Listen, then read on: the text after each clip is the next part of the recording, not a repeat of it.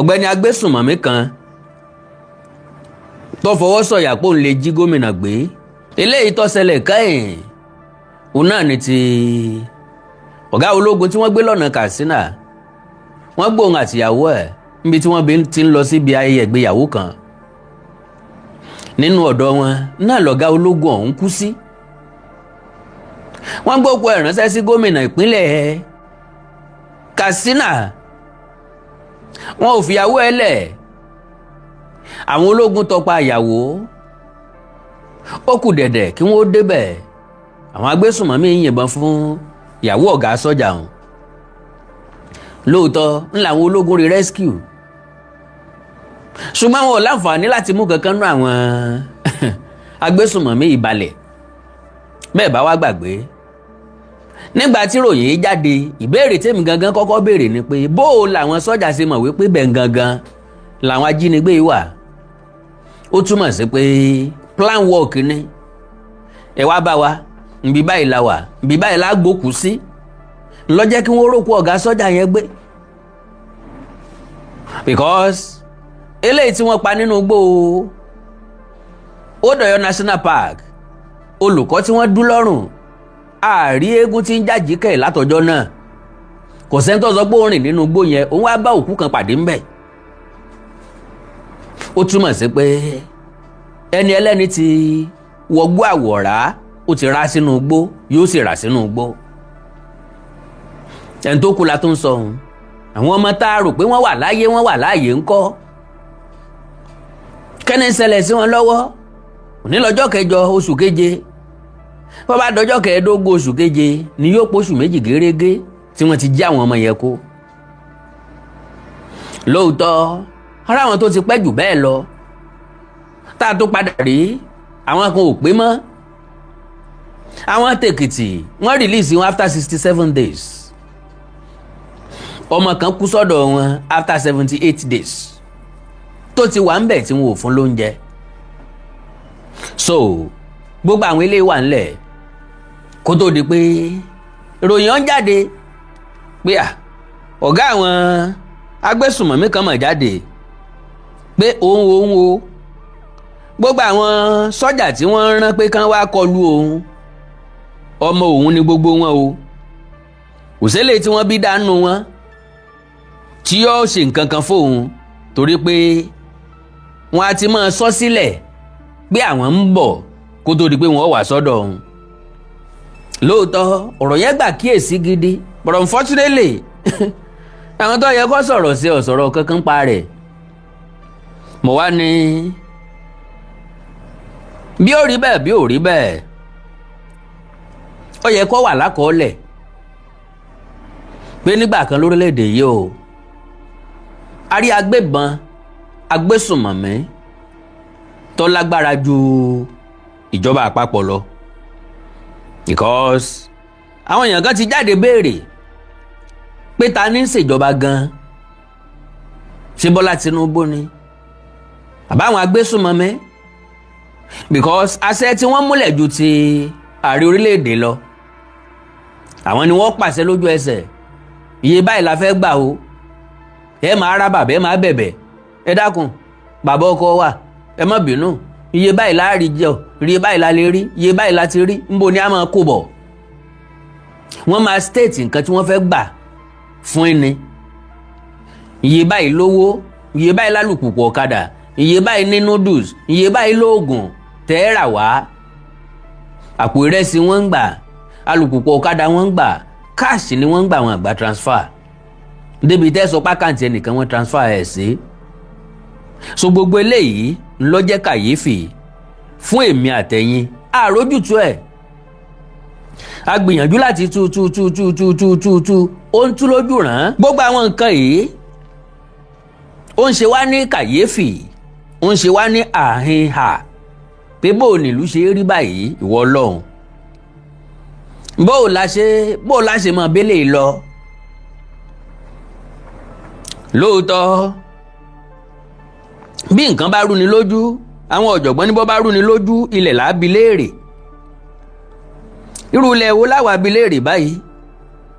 Ńgbà tí kò ń polówó tóró ń gbé wọ̀fà, sẹ̀kẹ̀sẹ̀kẹ̀ ń ṣe bí eré bí àwàdà ọ̀ndàdì lọ lórílẹ̀‐èdè tá a ti láàrẹ tá a láwọn gómìnà rẹpẹtẹ, a ní sọ́jà o, a ní navy tó pọ̀ dáadáa o, iléeṣẹ́ ọlọ́pàá wa kún aláwọn ọlọ́pàá ọ̀tẹlẹ̀múyẹ́,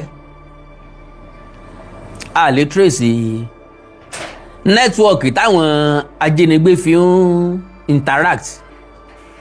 Wọ́n á pe àárín ìlú successfully, wọ́n á bá àwọn èèyàn sọ̀rọ̀ including àwọn tó wà níjọba. At the end of the day, òun là á mọ́ fàfà ìdí igi là á bá, a kì í rí wọn bá nídìí igi. A ti wá ṣèyí sí Olódùmarè. Kí là á ṣe? Àwa ń wòran, àwa gba kámú, àbí kí la ṣe? Agba kámú ń gbé Ọlọ́run ó mú wọn, Ọlọ́run ó mú wọn. Èmi àtẹ̀yìn mọ̀ wípé mọ̀ ń bọ̀ wá Ọlọ́run ọba kì í yá lógún ọdún, kì í yá lọ́gbọ̀n oṣù. Lóòótọ́ bọ́ bá dé, ìdájọ́ Ọlọ́run ọba mi lágbára, ṣùgbọ́n àyàngbé ajádùn láwí pé a jẹ kó tó di pé àyàn ajá gbẹ. Àkàndá ọ̀rá wí kòǹkò, mi ò ní jẹ́ kí àkàwé mi ó pọ̀ ju ọ̀rọ̀ tí mo fẹ́ sọ lọ. Àwọn ọ̀rọ̀ tárákùnrin yìí sọ, àṣìbáṣe láwọn tí ọjà ń yàn, kí ló dé tá a fi ń ṣe bí afọ́jú, tá a kàn ń tẹ̀lé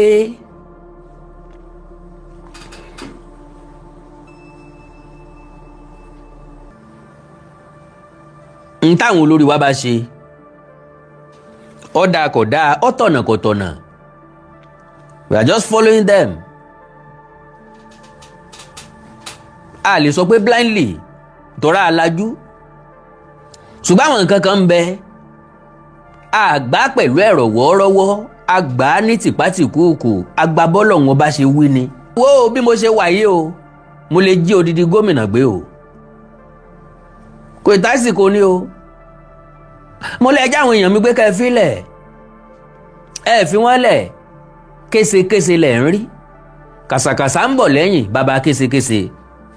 Ẹ já rìn nínú ọ̀rọ̀ ń pọ̀ díẹ̀, ṣùgbọ́n àmúlẹ́sẹẹsẹ lágbára Ọlọ́run.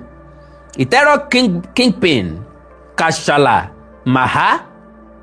Muhammad gangan lórúkọ rẹ̀, Kashala Maha has claimed that some security operatives deployed against him secretly work for him and leak operational intelligence. Àwa náà mọ̀ pé bí náà bá láwo kò lè mókè odògùn. Mo sọ fún yín páwọn tó wà nínú gbó ahoro ìṣẹ̀lẹ̀, àwọn èèyàn kan ní sọ fún ọ sáìdì ibi la wà o, ẹ kú òun tòsí ibẹ̀ o, tàbí sáìdì ibi la dorí kọ o, ẹ kú òun tòsí ibẹ̀ o. Wọ́n yìí sọmọ ẹ̀yìn o, ọ̀gá nínú iléeṣẹ́ ológun ni wọ́n, àwọn tí ẹ máa fún ní instruction ni wọ́n, pé ó yá ẹ lọ ṣe báyìí, ẹ gbà bí, ìwọ ni ó lead wọn lọ, àwọn náà ni wọ́n ń fún ọ ká fáwọn yẹn, because nínú ikú ń lóró oúnjẹ. Nínú irú iṣẹ́ bẹ́ẹ̀ ń làwọn náà ti ń ní lọ́wọ́, náà ti ń gbé nǹkan rí ṣe. Ṣé ká wá sọ wípé ìjọba orílẹ̀-èdè Nàìjíríà kò tọ́jú àwọn ológun tó? Irọ́, ìyẹn ò kí ń ṣe excuse, because gbogbo ìlérí ẹnikẹ́ni tó bá wà nínú iṣẹ́ ológun ó ní pé mo wá dáàbò bo ilẹ̀ mi, mo wá dáàbò bo ẹ̀mí àti dúkìá àwọn èèyàn. Kò yẹ kó wó involve. Lóòótọ́ àwọn tí wọ́n jẹ́ bẹ́ẹ̀ nílùú òkèèrè, owó gèrègèrè wọ́n ń gbà, wọ́n ń tọ́jú wọn dáadáa, kò sí ní tó burú bí Nàìjíríà náà bá tọ́jú wọn dáadáa. Ṣùgbọ́n wàá burú ìwà jẹbánu tó kún ọwọ́ gbogbo wa ni ò jẹ́ kílẹ̀ yóò tò. Àwọn tí ń bàjọba jà wọ́n lágbára ju ìjọba lọ. Ìjọba ọkàn máa ṣèlérí asán, ìlérí ahán, ìlérí òfo lásán ni. So according to him, Maha, who has been linked to ìkọlù burúkú in Katsina communities, made the claim in a viral audio recording in which he reportedly spoke in Hausa ló fi sọ̀rọ̀. I have the audio recording with a government-linked figure addressed as comrade. In the recording, Maha alleged that he receives advanced information on military operation, including plans involving the presidency. Can you imagine? Ààrẹ orílẹ̀-èdè yìí ní láti wà very very careful pẹ̀lú àwọn tó kó rọra, pẹ̀lú àwọn tó fẹ̀mí tẹ̀. Àwọn kan ti sọ nígbà kan rí páwọn tí wọ́n jọ wà nínú ìjọba, olórí, ọ̀gá, olùdásílẹ̀ àtàwọn agbódegbà àti bàbá ìsàlẹ̀ àwọn ikọ̀ afẹ̀míṣòfò ni wọ́n. Well, he said, and I quote, "I swear to God Almighty, all the security forces being sent to call me, to call my camp, are my boys. They inform me anytime they are coming. They inform me anytime they are coming." Okay, during the conversation, because nínú ọ̀rọ̀ yẹn, ó àtẹnìkan ni wọ́n jọ ń sọ̀rọ̀. Bóyá nìyẹn ló pè ló mú ọ̀rọ̀ yìí jáde, tàbó gangan ló pe ẹni yẹn ló ń ṣàlàyé ọ̀rọ̀ fẹ́ nìyẹn.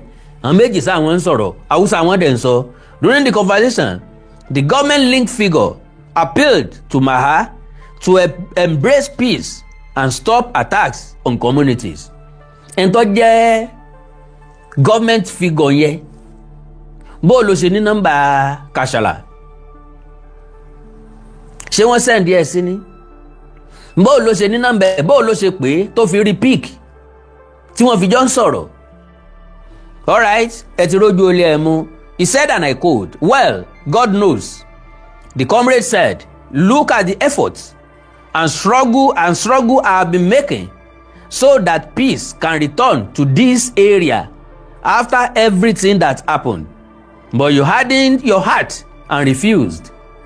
Ó sọ fún ẹni tó wà ní igun ìjọba ń pé gbogbo ọ̀nà ni mò ń sà o, pé lágbègbè Katsina yìí kó lè wà lálàáfíà, ṣùgbọ́n ẹ sí ọkàn yín le. Yín tẹ́ wà pẹ̀lú ìjọba àtijọba gan fúnra rà, ó sí ọkàn rẹ̀ le. Gbogbo orí ọ̀fẹ́ tí mo fi lẹ̀ ṣàmúlò rẹ̀, wọ́n wá lu agídí fún yín. Maha, however, threatened further violence if his demands were not met, accusing security forces of harassment, extortion, destruction of homes, and seizure of livestock. Ìyẹn ni pé àwọn ilé oṣẹ́ ológun, àwọn ń kọlù wọn, wọ́n ń gba ẹran ọ̀sìn wọn. Ilé iṣẹ́ ológun wo ní ń kọlù wọn tí ń gbẹran ọ̀sìn? Kí wọ́n fẹ́ fi ṣe ń bo wọ́n kó sí? So, he warned, what you've seen so far is only a little. Gbogbo tẹ́ ti rí síwájú o, erémọdé lásán ni o. Èéfín iná lásán lẹ rí, olúkòso sì ń bọ̀. I swear by the greatness of God, òní sọ̀rọ̀ lọ́wọ́ o, if this is how things are going to be, if this is how the government will behave without justice, then what I've decided is this: I will go through all the villages around and capture and find them all. Can you imagine that? Ẹnìkan ní sọ̀rọ̀ o. Bó bá jẹ́ pé bẹ́yìn ìjọba ṣe fẹ́ máa ṣe lélẹ́yìí, àwọn abúlé kọ̀ọ̀kan tí ń bẹ nípínlẹ̀ yìí ń ó sì máa lọ ọbẹ̀, ń ó sì máa pa gbogbo àwọn tí ń bẹ lábúlé. Èèyàn kan ló ń bò síbẹ̀ o, ó ń sọ fatafata ni o.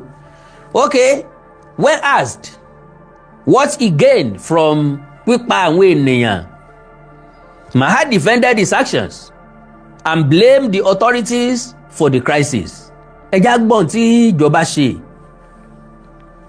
Ẹjá gbọ́n tí ìjọba ṣe tó fi jẹ́ pé ìjọba ló di gbogbo ẹ̀bi rù. He said, and I quote, "What benefit?" Maha replied, "People are constantly being chased. Ṣé tán bá wà lábi kí wọ́n má lé wọn? Harassed and fined." Ìyẹn ni pé iléeṣẹ́ ológun tàbí àwọn ọlọ́pàá wọ́n harass àwọn èèyàn, wọ́n extort wọn, wọ́n gbowó lọ wọn. Ẹ pé kí màá wá sí south west kó wá wo báwọn ọlọ́pàá ṣe harass oríṣiríṣi àwọn èèyàn, bí wọ́n ṣe ń pa àwọn èèyàn torí 100 naira, torí 200 naira, torí 1000, torí 500 naira, bí wọ́n ṣe ń tì àwọn ọmọ ọlọ́mọ mọ́lé, parọ́ mọ́ wọn pé jalè nítorí pé wọn ò fún wọn lówó, bí wọ́n ṣe parọ́ olè mọ́ ọmọ yahoo torí pé wọn ò bá wọn pàpà pín bí ẹran gbẹ́. Oríṣiríṣi ọ̀ràn tán máa kó síyàn lọ́rùn tó ń tọ́ òsì nílé bọ́m̀bẹ̀ tó ń sì fi gbé lọ ilé ẹjọ́. Oríṣiríṣi ọmọ wọn ti ṣe léṣe, oríṣiríṣi ọmọ wọn ti pa fóbi wọn. So now kí màá wá sí south west kó wá fìlì ẹ̀, kó wá wo bí nǹkan ṣe ń ṣẹlẹ̀, báwa sọ pé a fẹ́ bínú síjọba, kí làwọn ò bá dànà á pàlórun ni. Alright, ó ní harass and fined, wọ́n ń gbowó ìtanràn lọ́wọ́ wọn. Have you ever seen a situation where instead of reconciliation they seize people and their property? Ṣé ìjọba àwo oníṣèyẹn yóò jẹ́ ìjọba ìpínlẹ̀ Katsina, kì í ṣe ìjọba àpapọ̀. Ṣùgbọ́n ìgbà tí wọ́n bá dá gbogbo ẹ̀ kalẹ̀, ọrùn ìjọba àpapọ̀ wọn ń dá sí, orí ìjọba àpapọ̀ wọn ò dálé, ìjọba àpapọ̀ wọn sọ pé kò sí ẹ̀tọ́ tiẹ̀. So kẹ́ ẹ lè máa wò ó. Now, right now, they've sent security agents who are roaming around uselessly. That is, ẹni ń rí àwọn security agents bí wọ́n ṣe ń káàkiri tiwọn. Ẹ mọ̀ pé ńgbà tí yóò sọ̀rọ̀, ó daṣọ dúdú bo gbogbo ojú báyìí mẹ́nu. Dé jẹ́ pé kò sẹ́ni tó lè rójú ẹ̀ tàbí tí ó dà mọ̀. Wọ́n ra àwọn security agents tí wọ́n ń gbébọn, tí wọ́n ń sọ pé àwọn ń wá àwọn onísùmọ̀mí káàkiri, yọkàn máa fi wọ́n ṣe ẹ̀yẹ ni pé ọ̀rá àwọn oníyà, ọ̀rá àwọn ẹlẹ́lẹ́yà, bẹ́ẹ̀ bá dààmú ara yín tán ẹ̀jẹ̀ á gbọ́. So uselessly, when you arrested my boys, did I refuse to release those people? I didn't refuse. Okay, now, but I have captured others, and I swear to God, I will show the whole world I still haven't started dealing with the government properly yet. There are still people I'm targeting and planning to capture. Èèyàn kan oṣù ló ń sọ̀rọ̀ o, ó lóun ti mú àwọn ọ̀pọ̀lọpọ̀ àwọn èèyàn sígbèkùn. Ìntòun ó sì fojú wọn rí, òun fi hàn gbogbo ayé, ẹ rí. Àwọn èèyàn kan ló wà ń bẹ lọ́kàn tó ti ní lọ́kàn pé òun lọ rèé jí gbé. Òun ó sì fojú fi mú wọn dánrin. Ọ̀dà o. He further accused security operatives of attacking civilians and destroying cattle. Àwọn security operative wo làwọn náà ń kọlu àwọn èèyàn tí ò gbébọn dání, tí wọ́n sì ń ba ẹran ọ̀sìn wọn jẹ́. Olè làwọn security míì náà. Now he said, and I quote, "Since these security agents have come and are destroying homes and driving people away, and they've even shot our cattle, then I have no choice but retaliation. They have destroyed our property, so we will also destroy theirs." Wọ́n bà nǹkan ní wa jẹ́, àwa náà bà tí wọ́n jẹ́. Ìbéèrè mi wá lélẹ́yìí, bọ́n bá fẹ́ bà nǹkan ní wọn jẹ́, ṣé tàwọn security ni wọ́n ń bà á jẹ́, àbí tàwọn èèyàn ẹlẹ́ran ara bíi tiwọn, àwọn aláìní bíi tiwọn, àwọn mẹ̀kúnnù bíi tiwọn? Bẹ́ẹ̀yẹn bá lóun ọba property ìjọba jẹ́, ọmọ bíi tí iléeṣẹ́ ìjọba wà, òun ló yẹ kẹ́ ẹ kọlù kì í sàwọn ẹni ẹlẹ́ni, kì í ṣe ń tó kọ́ yàrá méjì, ẹ̀ ń tó kọ́ yàrá mẹ́ta, ẹ̀ ń tó kọ́ yàrá kan, tó jẹ́ pé wọ́n kàn fẹ́ lẹ́dàá wọn síbẹ̀ lásán. Ibẹ̀ ń kọ́lẹ̀ tó máa wọ̀, kọ́lẹ̀ mọ̀ dáná sunlé, kọ́lẹ̀ mọ̀ gbẹ̀mí wọn. Bẹ́ẹ̀ bá ti rí máàsì ìjọba ẹ̀ wò, tẹ́ bá ti rí iléeṣẹ́ ìjọba ẹ̀ dá lulẹ̀. Ṣùgbọ́n àwọn ẹni ẹlẹ́ni tẹ́ tó ń kọlù yẹn ti ń jẹ́. Now, only they have destroyed our property, so we will also destroy theirs. Why should they come and harass people, loot them? And security agents loot them and burn our houses. Everybody knows what happened wasn't fair. Okay, ntẹ́mi rò níbẹ̀ ni pé bí ìjọba bá ti rí pé ìyà yín ńlá wọn bá ń dínkùra wọn sí wọn ò ní fi bẹ́ẹ̀ lẹ̀ wọ́n máa level ẹ̀ ní gbogbo létí bẹ́ẹ̀ wọ́n máa bìlulẹ̀ wọ́n máa wó and that is normal thing lójú òye tèmi o ìjọba ò lè pé ibi náà ń kóra wọn sí kíjọba wá fílẹ̀ kan wá lọ wọn ò tún padà wá bẹ́ẹ̀. So the comrade again challenged the justification for the pípáyín. He said, and I quote, those people you are pa àwọn èèyàn tẹ́ ń pa what offence did they commit?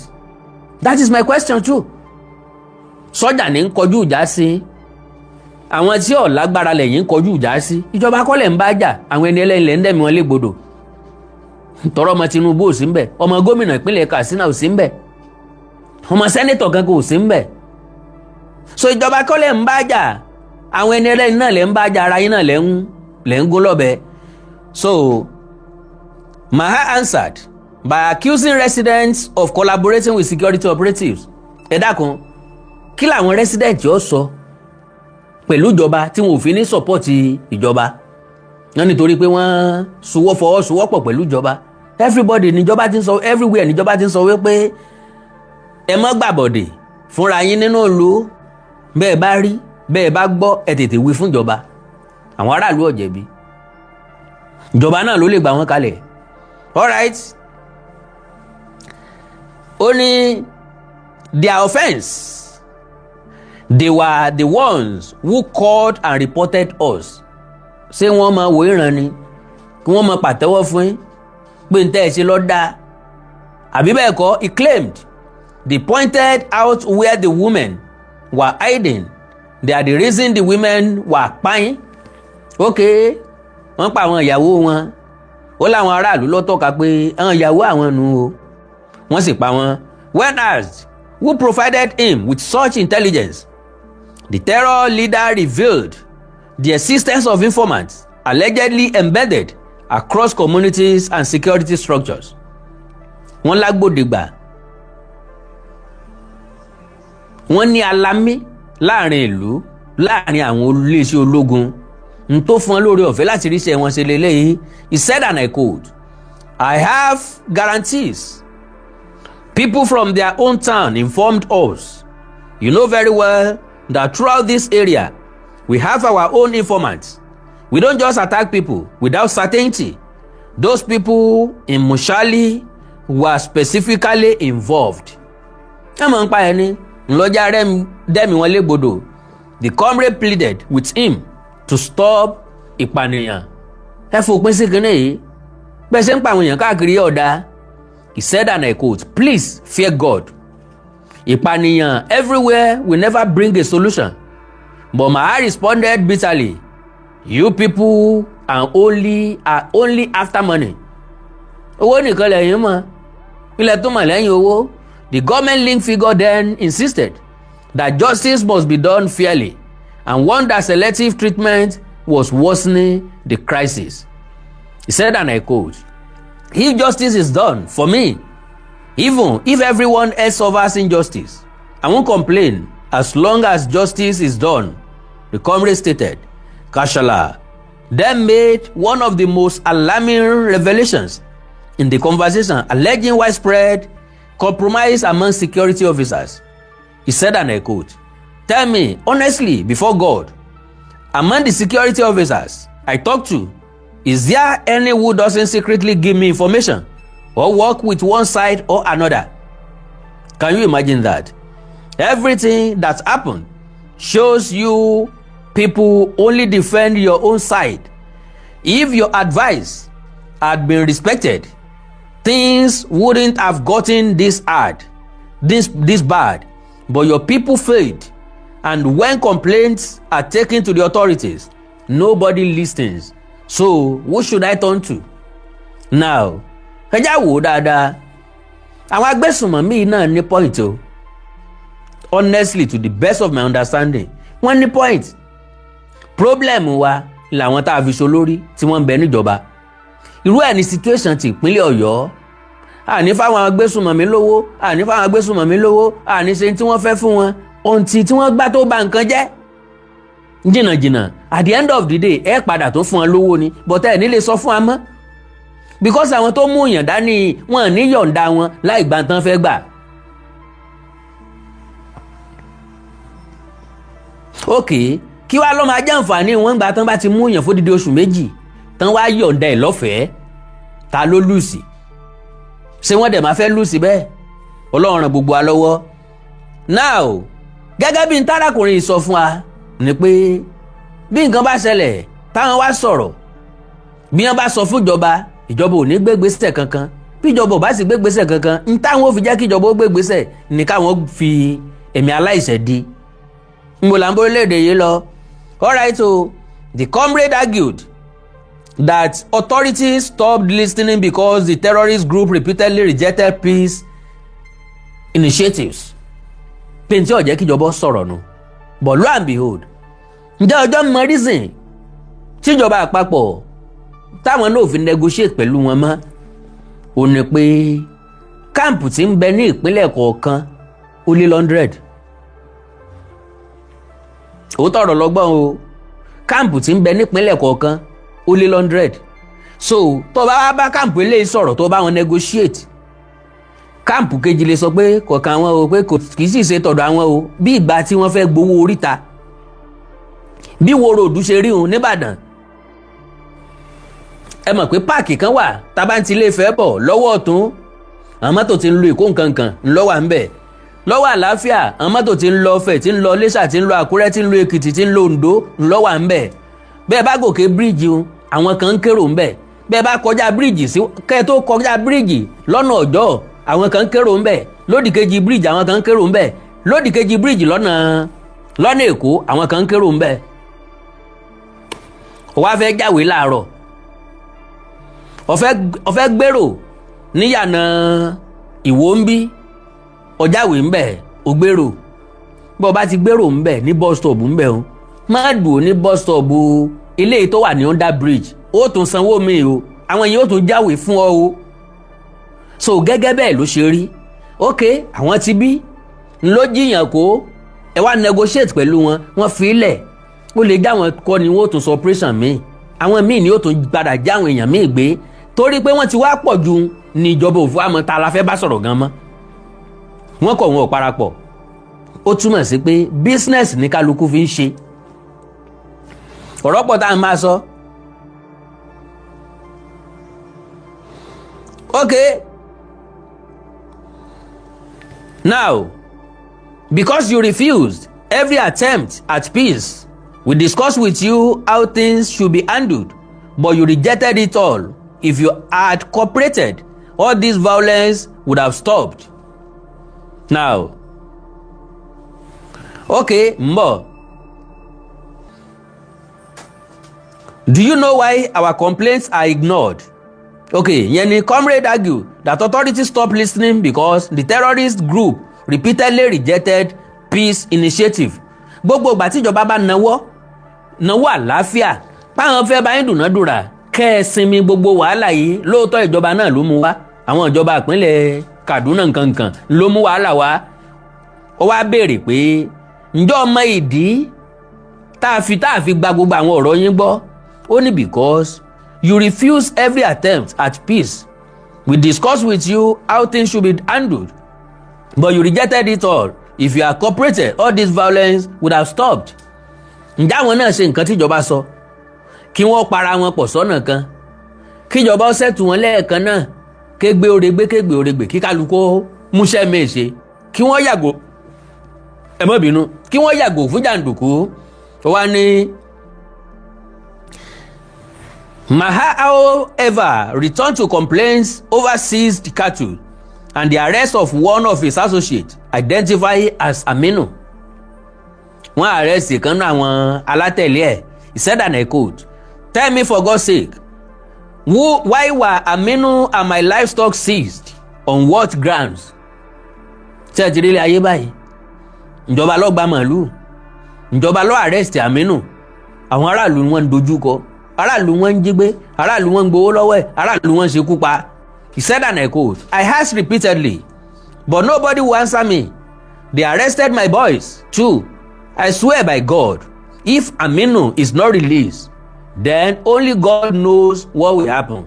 nítorí èèyàn kan ọ̀pọ̀lọpọ̀ èèyàn bá lọ. Even if they 1,000 soldiers, I am not afraid. I have already crossed the point. Let them come if they want. The comrade gave him that God would